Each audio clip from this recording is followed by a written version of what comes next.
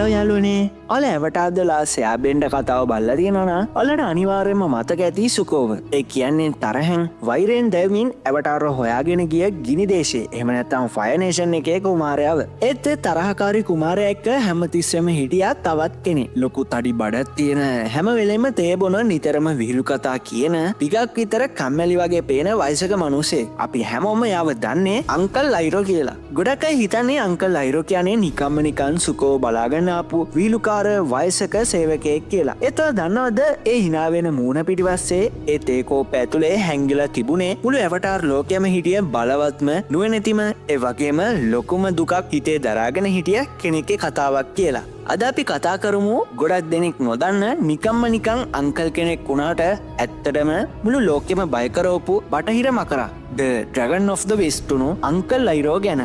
අයිරෝ කියන්නේ ෆයර්ලෝඩ් ඕසයිගේ ඒ කියන්නේ සුකෝගේ තාත්තගේ වැඩිමහල් සහෝදරයා.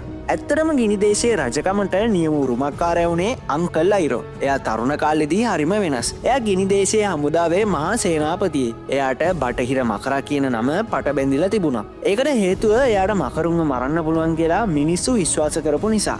ඒත් ඇත්ත කතාව ඊට වඩා හුඟක් වෙනස්. එයා තමයි ලෝකෙ හිටිය අන්තිම මකරුන් දෙන්නව හොයාගෙන එයාලගෙන් ගිනි නැමීමේ ඇත්ත රහස ඉගෙන ගත්තේ. ඒ කියන්නේ ෆයර් බෙන්ඩින් ඇත්තම රහස් ටික ඉගෙන ගත්තේ එයාලගෙන්. එයා මකරුන්ව මැරුවේ නෑ. එයා එයාලව ආරක්ෂා කළා.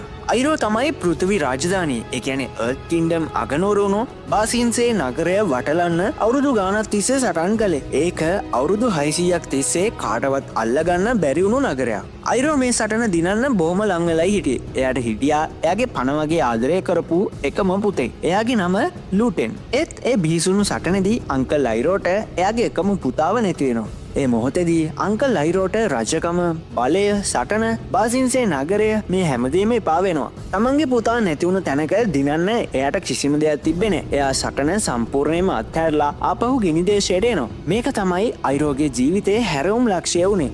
පුතාගේ වියෝවෙන් පස්සේ අයිරෝ සම්පූර්ණයෙන්ම වෙනස් මනුස්සයෙක් බවට පත් වෙනවා. එයා බලය පස්සේ දුවන එක නවත්තනවා. ඒ වෙනුවට එයා ජීවිතේ හැබෑ අරුත හොයන්න පටන් ගන්නවා. එයා ආත්ම ලෝකය ගැන, ලෝකේ සමබරතාවය ගැන ගැඹුරින් හදාරනවා. මේ අතරදී එයාගේ තාත්තා මැරුණාට පස්සේ එයාගේ නපුරු මල්ලි ඔසයි පුතාවත් බලාගන්න බැරි වුණා කෙනා කොහොමද රටක් බලාගන්නේ කියලා අයිරෝගෙන් රජකම උදුර ගන්නවා. අයිරෝ ඒකට සටන් කරන්නවත් නැහැ. ඒ වෙනුවට එයා තමන්ගේ ජීවිතේ අලුත් අරමුණක් හොයා ගන්නවා. ඒ තමයි තමන්ගෙම තාත්තගෙන් ප්‍රතික්ෂේප වෙලා මූුණේ පිලිස්සුම් කෙලලක් එක්ක රටෙන් පිටුවහල් කරපු එයාගේ මල්ලිගේ පුතාව. ඒ කියන්නේ සුකෝව රැකබලාගන්න එක. කතාව පුරාවටම අපි දකින්නේ තරහෙන් පිස්සු වැටිලා ඉන්න සුකෝව. ඒත් අයිරෝ කවදාවත් එයාව අත්හැරියේ නෑ.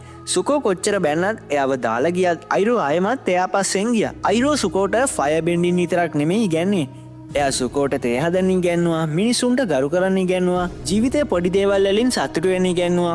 වැදගත්ම දේ නරකම වෙලාදීත් හරි දේ තෝරගන්න ඉගැන්නුවා.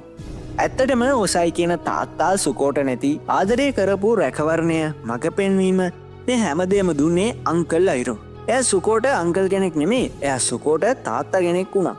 ඒ වගේම තවත් රහසක් තියෙනවා. අංකල් අයිරෝ නිකම්ම තේබිබි හිටියේ නෑ. එයා වයිට් ලෝටස් කියන අවුරුදු 10 ගානක් පැරණි රහස් සංවිධානයක මහා ගුරුවරයෙක්. මේ සංවිධානයේ හිටියේ ಜಾති ભેද, දේශ ભેද නැතුව ලෝකෙට සාමය ගෙන එකතු වුණු බලවත්ම ගුරුවරු. කතාවේ අන්තිම සටනේදී ආන් ගිහින් ෆයර්ලෝඩ් ඕසයි එක්ක සටන් කරද්දී අංකල් අයිරෝ සහ වයිට් ලෝටස් සංවිධානය එකතු වෙලා ඒ අවුරුදු ගානකට කලින් අල්ලගන්න හිටපු එයාගේ පුතා නැති වුණු බාසින්සේ නගරය ෆයර් නේෂන් පාලනයෙන් නිදහස් කරගන්නවා. ඒක තමයි එයාගේ කතාවේ සම්පූර්ණ වීම. එයා බලෙන් දිනන්න ගිය තැන ආයෙමත් සාමයෙන් නිදහස් කරගත්තා. සටනින් පස්සේ සුකෝ අලුත් ෆයර්ලෝඩ් වුණාට පස්සේ අංකල් අයිරෝ ආයෙමත් තමන් ආස දේ කරනවා. එයා බාසින්සේ නගරයේ ලස්සන තේ කඩයක් පටන් අරගෙන එයාගේ ජීවිතේ ඉතුරු කාලේ හරිම සතුටින් සාමයෙන් ගත කරනවා.